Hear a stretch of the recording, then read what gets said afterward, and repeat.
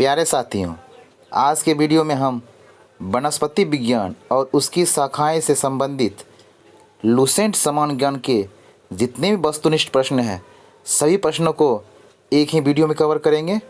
अगर हमारा वीडियो आपको पसंद आता है तो वीडियो को लाइक करें, शेयर करें और हमारे चैनल को सब्सक्राइब करें।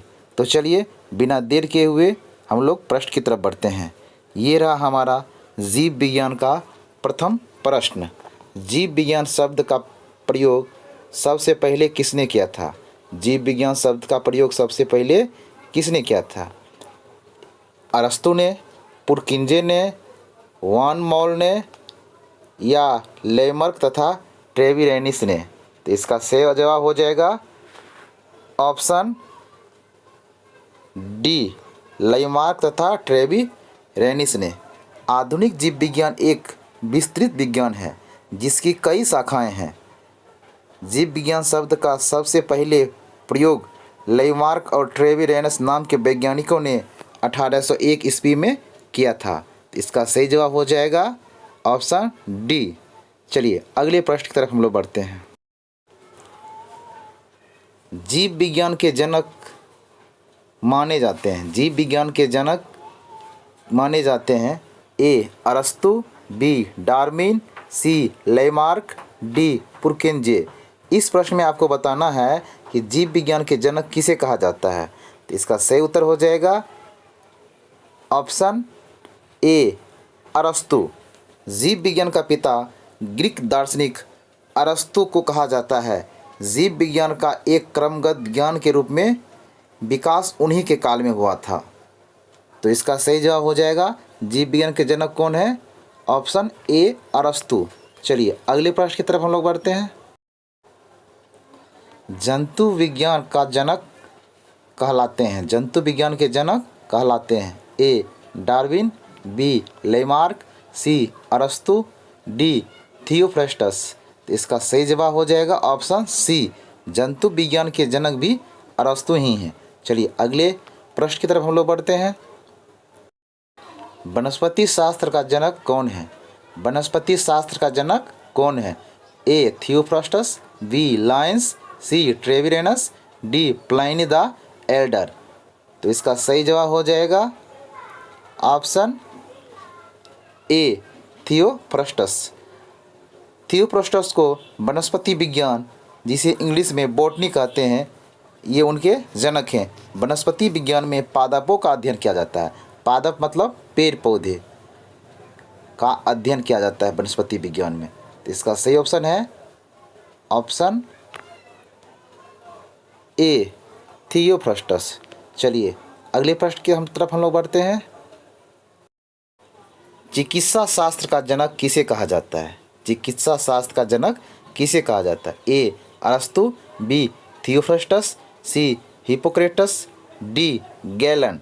तो इसका सही जवाब हो जाएगा ऑप्शन सी हिप्पोक्रेटस। चिकित्सा शास्त्र का जनक हिप्पोक्रेटस को माना जाता है। चिकित्सा शास्त्र आयुर्विज्ञान का एक क्षेत्र है। यह क्षेत्र अस्वस्थ मनुष्य को स्वस्थ बनाने से संबंधित है। तो चिकित्सा शास्त्र के जनक माने गए हिप्पोक्रेटस। ऑप्शन हमारा सी सही है। चलिए अगले प्रश्न की तरफ हम लोग बढ़ते हैं।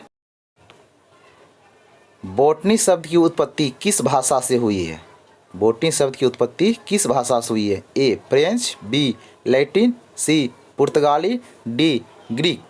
तो बॉटनी शब्द की उत्पत्ति हुई है किस भाषा से? इसका सही जवाब हो जाएगा ऑप्शन डी, ग्रीक भाषा से बॉटनी शब्द की उत्पत्ति हो गई है, जिसमें पादपों का अध्ययन किया जाता है। बॉटनी शब्द की उत्पत्ति ग्रीक भाषा शब्द से हुई है, जिसमें पादपों का अध्ययन किया जाता है। चलिए अगले प्रश्न की तरफ हम लोग बढ़ते हैं। हिस्टोरिया प्लेंट्रम पुस्तक के लेखक कौन हैं? ए अरस्तु, बी थियोफ्रास्टस, सी हिप्पोक्रेटस, डी डार्विन। तो इसका सही जवाब हो जाएगा ऑप्शन बी थियोफ्रास्टस। थियोफ्रास्टस का जन्म ग्रीस देश में हुआ था। यह एक प्रसिद्ध दार्शनिक एवं प्रकृतिवादी थे। चलिए अगले प्रश्न की तरफ बढ़ते हैं। हिस्टोरिया एनिमेलियम पुस्तक के लेखक कौन हैं? ए डार्विन, ए अरस्तु, बी डार्विन, सी लेमार्क, डी थियोफ्रेस्टस। तो इसका सही जवाब हो जाएगा ऑप्शन ए अरस्तु। अरस्तु यूनानी दार्शनिक थे, वे प्लेटो के शिष्य वो सिकंदर के गुरु थे और ये ही हिस्टोरिया एनिमेलियम पुस्तक के लेखक हैं। इसका सही उत्तर हो जाएगा ऑप्शन ए। चलिए अगले प्रश्न की तरफ हम लोग बढ़ते हैं। चिकित्सा शास्त्र के विद्यार्थियों को किसकी शपथ दिलाई जाती है? चिकित्सा शास्त्र के विद्यार्थियों को किसकी शपथ दिलाई जाती है? तो इसका सही जवाब हो जाएगा ऑप्शन डी हिपोक्रेटस। चिकित्सा शास्त्र के विद्यार्थी को हिपोक्रेटस की शपथ दिलाई जाती है। सही ऑप्शन हो गया ऑप्शन डी। चलिए हम लोग अगले प्रश्न की तरफ बढ़ते हैं। वह विज्ञान जिसका संबंध जीवनधारी के अध्ययन से होता है कहलाती है भौतिक विज्ञान, गणित, रसायन विज्ञान या जीव विज्ञान। बहुत ईजी प्रश्न है, इसका सही उत्तर हो जाएगा ऑप्शन डी जीव विज्ञान। चलिए अगले प्रश्न की तरफ हम लोग बढ़ते हैं। ये रहा प्रश्न हमारा 11वां प्लस प्रश्न। फाइकोलॉजी में किसका अध्ययन किया जाता है? फाइकोलॉजी में किसका अध्ययन किया जाता है? ए शैवाल का, बी कवक का, सी पारिस्थितिकी का, डी विषाणुओं का।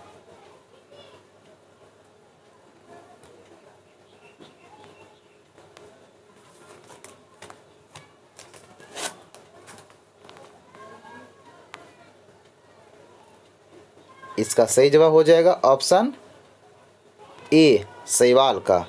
वनस्पति विज्ञान की वह शाखा जिसमें शैवाल का अध्ययन किया जाता है फाइकोलॉजी कहलाता है। चलिए अगले प्रश्न की तरफ बढ़ते हैं। पर्यावरण का अध्ययन जीव विज्ञान की किस भाषा के अंतर्गत किया जाता है? ए कार्यिकी, बी आनुवंशिकी, सी पारिस्थितिकी, डी वर्गीकी। तो इसका सही उत्तर हो जाएगा ऑप्शन सी पारिस्थितिकी इस तथ्य का पता लगाते हैं कि जीव आपस में पर्यावरण के साथ किस तरह की क्रिया करते हैं और वह पृथ्वी पर जीवन की जटिल संरचना का पता लगाते हैं। प्रत्येक जंतु या वनस्पति एक निश्चित पर्यावरण में रहता है। चलिए अगले प्रश्न की तरफ हम लोग बढ़ते हैं। चलिए फूलों के संवर्धन के विज्ञान को क्या कहते हैं? फूलों के संवर्धन के विज्ञान को क्या कहते हैं? A phenology, B floriculture, C agronomy, D botany. तो इसका सही उत्तर हो जाएगा option B floriculture. Floriculture horticulture की एक शाखा है। फ्लोरिकल्चर हॉर्टिकल्चर की एक शाखा है जिसमें फूलों की पैदावार, मार्केटिंग, कॉस्मेटिक और परफ्यूम इंडस्ट्री के अलावा फार्मास्यूटिकल आदि शामिल है। तो फूलों के संवर्धन के विज्ञान को क्या कहते हैं? फ्लोरिकल्चर। चलिए 14वें प्रश्न की तरफ हम लोग बढ़ते हैं। डेंड्रोलॉजी का संबंध है ए पुष्पों के अध्ययन से, बी वृक्षों के अध्ययन से, सी झाड़ियों के अध्ययन से, डी बी और सी दोनों से। इसका सही जवाब हो जाएगा ऑप्शन डी बी और सी दोनों से। डेंड्रोकोनोलॉजी वृक्षों एवं झाड़ियों का अध्ययन कहलाता है। चलिए अगले प्रश्न की तरफ बढ़ते हैं। ये रहा हमारा 15वां प्रश्न। पुष्पों का अध्ययन कहलाता है। तो इसका सही जवाब कौन होगा? ए एंथोलॉजी, बी एगेस्ट्रोलॉजी, सी फिनोलॉजी, डी पॉलिनोलॉजी। इसका सही जवाब हो जाएगा पुष्पों का अध्ययन एंथ्रोलॉजी कहलाता है। चलिए अगले प्रश्न की तरफ हम लोग बढ़ते हैं। जीवाश्म वनस्पति विज्ञान में अध्ययन किया जाता है। ए अस्थियों का, बी जीवाश्मों का, सी प्राइमेट्स का, डी पक्षियों का। तो जीवाश्म वनस्पति विज्ञान में अध्ययन किया जाता है ऑप्शन बी जीवाश्मों का। जीवाश्म विज्ञान के अंतर्गत प्राणियों और पादपों के अवशेषों का अध्ययन किया जाता है। तो इसका सही जवाब हो जाएगा ऑप्शन बी, जीवाश्मों का। चलिए अगले प्रश्न की तरफ बढ़ते हैं हम लोग।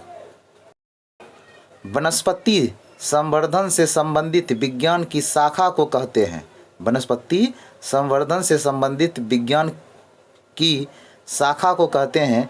ए फ्लोरिकल्चर, बी एग्रीकल्चर, सी ओलेरीकल्चर, डी हॉर्टिकल्चर।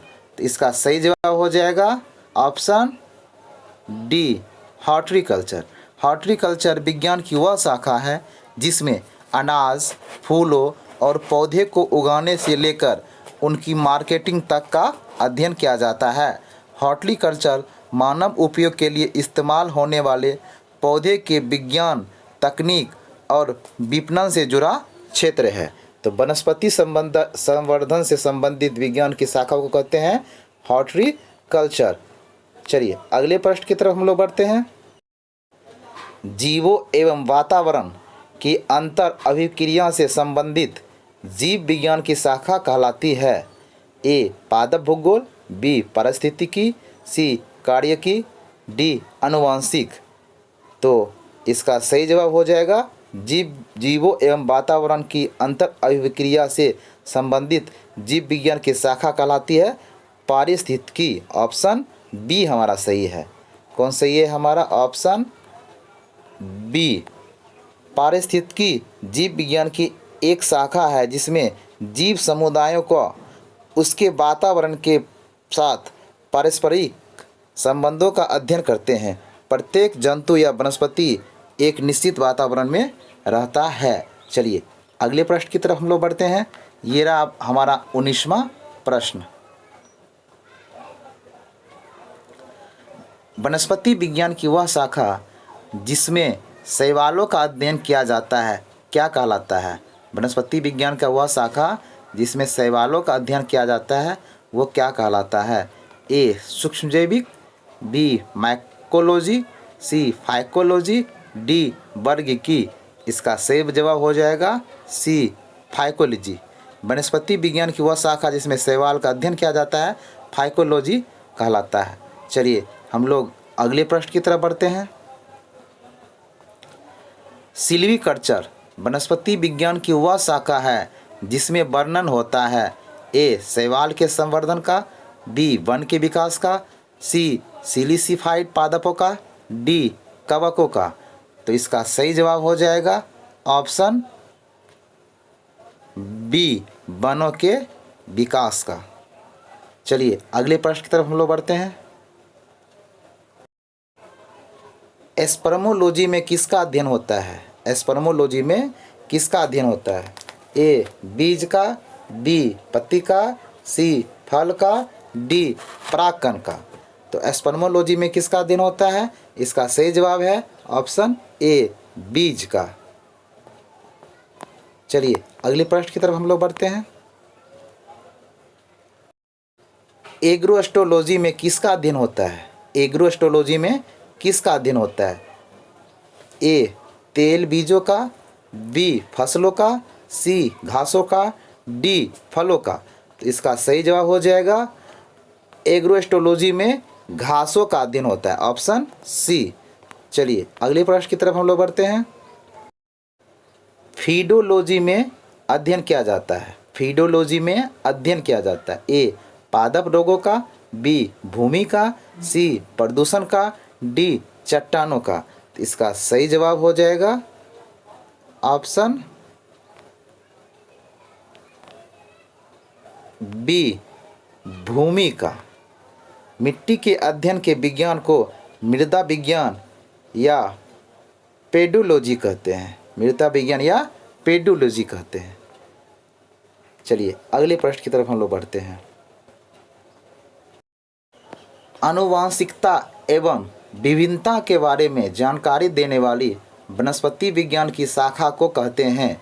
आनुवांशिकता एवं विभिन्नता के बारे में जानकारी देने वाली वनस्पति विज्ञान की शाखा को कहते हैं ए भू वनस्पति विज्ञान, बी सेरीकल्चर, सी आनुवांशिकी, डी उद्दीविकास।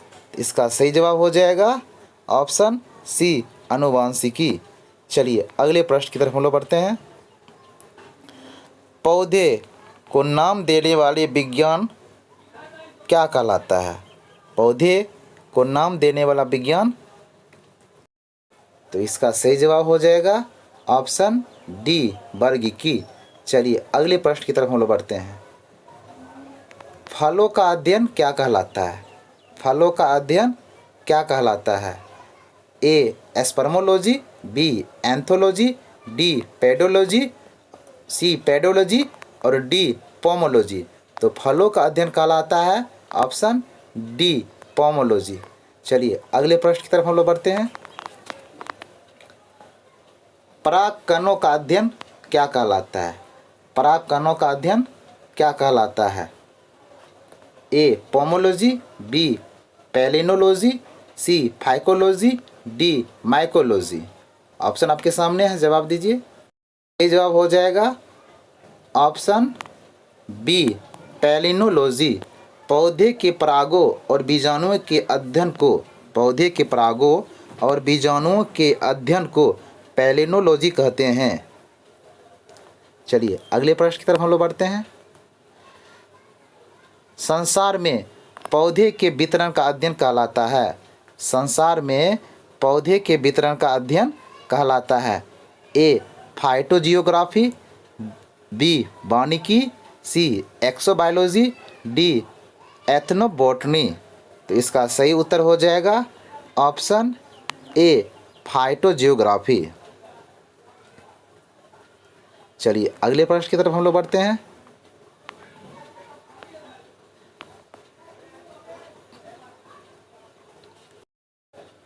साग सब्जी उत्पन्न करने वाले पौधे का अध्ययन कहलाता है? साग सब्जी उत्पन्न करने वाले पौधे का अध्ययन कहलाता है ए ऑलेरीकल्चर, बी सेरीकल्चर, सी सिल्वीकल्चर, डी पीसीकल्चर। तो इसका सही जवाब हो जाएगा ऑप्शन ए ऑलेरीकल्चर। इसका सही जवाब हो जाएगा ऑप्शन ए ऑलेरीकल्चर। चलिए अगले प्रश्न की तरफ हम लोग बढ़ते हैं। वार्षिक वलयों का अध्ययन किया जाता है? वार्षिक वलयों का अध्ययन किया जाता ए डेंड्रोलॉजी, बी डेंड्रोक्रोनोलॉजी, सी एग्रोनॉमी, डी हॉर्टिकल्चर। तो इसका सही जवाब हो जाएगा ऑप्शन बी डेंड्रोक्रोनोलॉजी। चलिए अगले प्रश्न की तरफ हम लोग बढ़ते हैं। सजावटी वृक्ष तथा झाड़ियों में संवर्धन से संबंधित अध्ययन कहलाता है? सजावटी वृक्ष तथा झाड़ियों में संवर्धन से संबंधित अध्ययन कहलाता है ए एग्रोनॉमी, बी ऑलेरीकल्चर, सी आर्बोरिकल्चर, डी सिल्वीकल्चर। इसका सही उत्तर हो जाएगा ऑप्शन सी आर्बोरिकल्चर। आर्बोरिकल्चर खेती, प्रबंधन और व्यक्तिगत पेड़ों, झाड़ियों, बेलों और अन्य बारहमासी जंगली पौधे का अध्ययन है। इसका सही उत्तर हो जाएगा ऑप्शन सी आर्बोरिकल्चर। चलिए अगले प्रश्न की तरफ हम लोग बढ़ते हैं। पौधे की आंतरिक संरचना का अध्ययन कहलाता है ए आकृति, बी वर्गीकी, सी शारीरिकी, डी भौतिकी। तो इसका सही उत्तर हो जाएगा ऑप्शन सी शारीरिकी। पौधे की आंतरिक संरचना का अध्ययन कहलाता है शारीरिकी। चलिए अगले प्रश्न की तरफ हम लोग बढ़ते हैं। पादप विज्ञान की शाखा कवक शास्त्र में किसका अध्ययन किया जाता है? पादप विज्ञान की शाखा कवक शास्त्र में किसका अध्ययन किया जाता है? ए फफूंद का, बी शब्दार्थ का, सी कीटों का, डी पादपों का। तो इसका सही उत्तर हो जाएगा ऑप्शन ए फफूंद का। फफूंद या कवक एक प्रकार के जीव हैं जो अपना भोजन सड़े गले मृत कार्बनिक पदार्थों से प्राप्त करते हैं। ये संसार के प्रारंभ से ही जगत में उपस्थित हैं। चलिए अगले प्रश्न की तरफ बढ़ते हैं। एग्रो फॉरेस्ट्री है ए वनों की रक्षा, वनों के लिए वृक्ष लगाना, बी फसल काटने के बाद वन लगाना, सी कृषि के साथ उसी भूमि पर काष्ठ या बारहमासी वृक्ष लगाना, डी इनमें से कोई नहीं। इसका सही जवाब हो जाएगा ऑप्शन सी, कृषि के साथ उसी भूमि पर काष्ठ या बारहमासी वृक्ष लगाना। चलिए अगले प्रश्न की तरफ बढ़ते हैं हम लोग। वृक्ष संवर्धन किसका अध्ययन है? वृक्ष संवर्धन किसका अध्ययन है? ए वृक्षों एवं वनस्पति की खेती, बी पादप जीवन का विज्ञान, सी बागवानी कला, डी फसल उगाने की कला। इसका सही उत्तर हो जाएगा ऑप्शन ए वृक्षों एवं वनस्पति की खेती। चलिए अगले प्रश्न की तरफ हम लोग बढ़ते हैं। जीव द्रव के पृथक्करण एवं संयोजन से संबंधित वनस्पति विज्ञान की शाखा कहलाती है। जीव द्रव के पृथक्करण एवं संयोजन से संबंधित वनस्पति विज्ञान की शाखा कहलाती है। ए एग्रीकल्चर, बी हॉर्टिकल्चर, सी टिश्यू कल्चर, डी एक्वाकल्चर। तो इसका सही जवाब हो जाएगा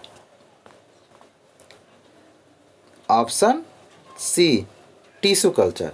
पौधे में टिश्यू कल्चर एक ऐसी तकनीक है जिसमें किसी भी पादप ऊतकों जैसे जड़, तना, पुष्प आदि को निर्जमित परिस्थितियों में पोषक माध्यम पर उगाया जाता है। तो इसका सही जवाब हो जाएगा टिश्यू कल्चर। चलिए अगले प्रश्न की तरफ हम लोग बढ़ते हैं। मिलान करने वाला प्रश्न है, आप लोग इसको मिला लीजिएगा, मैं उत्तर बता देता हूँ। इसका सही उत्तर हो जाएगा सब्जियों की खेती को हॉर्टिकल्चर कहा जाता है। सब्जियों की खेती हॉर्टिकल्चर से सम्मिलित नहीं है, जबकि फूलों की खेती फ्लोरिकल्चर से सम्मिलित है, फसलों की खेती एग्रोनॉमी से सम्मिलित है और फलों की खेती को पोमोलॉजी कहते हैं। चलिए अगले प्रश्न की तरफ हम लोग बढ़ते हैं। जीव विज्ञान शब्द का प्रयोग सबसे पहले किसने किया? तो ये क्वेश्चन एक बार हम लोग और पढ़ चुके हैं, तो इसका सही जवाब हो जाएगा ऑप्शन डी लैमार्क तथा ट्रेवी रेनिस ने। चलिए अगले प्रश्न की तरफ हम लोग बढ़ते हैं। जीव विज्ञान के जनक के नाम जाने जाते हैं। जीव विज्ञान के जनक कौन है? एक बार और हम लोग क्वेश्चन पढ़ गए, लगता है क्वेश्चन रिपीट हो गया है। इसका सही जवाब है ऑप्शन ए अरस्तु। चलिए अगले प्रश्न की तरफ। ये तीनों क्वेश्चन दोबारा रिपीट हो गया। जंतु विज्ञान के जनक के नाम से जाना जाते हैं। इसका ऑप्शन होगा, सही जवाब होगा ऑप्शन सी अरस्तु। तो ये था हमारा वनस्पति विज्ञान और उसकी संबंधित शाखाएं से प्रश्न। हमारा वीडियो आपको कैसा लगा कमेंट करके ज़रूर बताइएगा। अगर आपने हमारा चैनल को सब्सक्राइब नहीं किया है तो प्लीज़ सब्सक्राइब कर ले। इसी तरह से लूसेंट के सारे सब्जेक्ट के क्वेश्चनों को हम हल करेंगे। धन्यवाद।